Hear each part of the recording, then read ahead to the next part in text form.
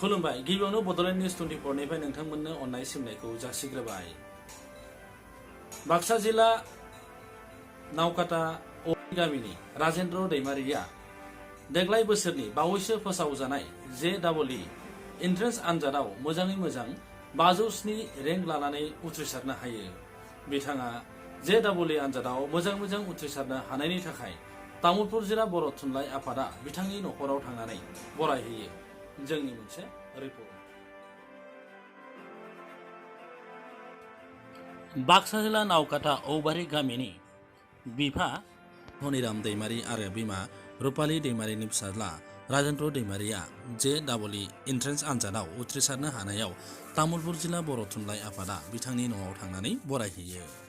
बे बरायनाय हाबाफारियाव जिल्ला आफादनिफ्राय बाहागो लाहैयो तामुलपुर जिल्ला बर' थुनलाइ आफादनि आफादगिरि खनेन्द्र नार्जी, मिरु सोद्रोमा हरेन्द्रनाथ बर', आखान्थि नेहाथारि, बरमहन स्वर्गियारि आरो जिल्लानि बिबानगिरिफोरा आरो सोद्रोमाफोरा फोरबोनिफ्राय अननाय आरो सिबिनायखौ गिबियावनो बावहरबाय।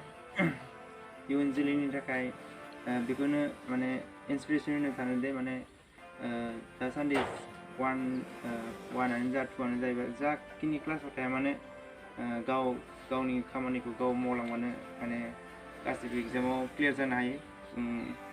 गावबा गावनि टाइमखौ मेनेज खालामनांगौ।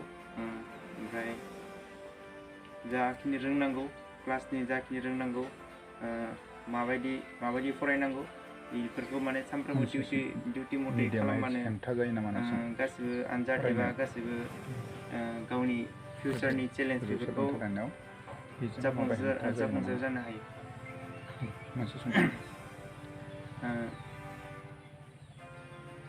दा आं बांद्राय बिबुंथि होला बेखिनियानो बुंनानै आं आंनि बिबुंथिखौ मिडियामा साबायखर थाबाय फंबाय राजेन्द्र दैमारिनिसिम।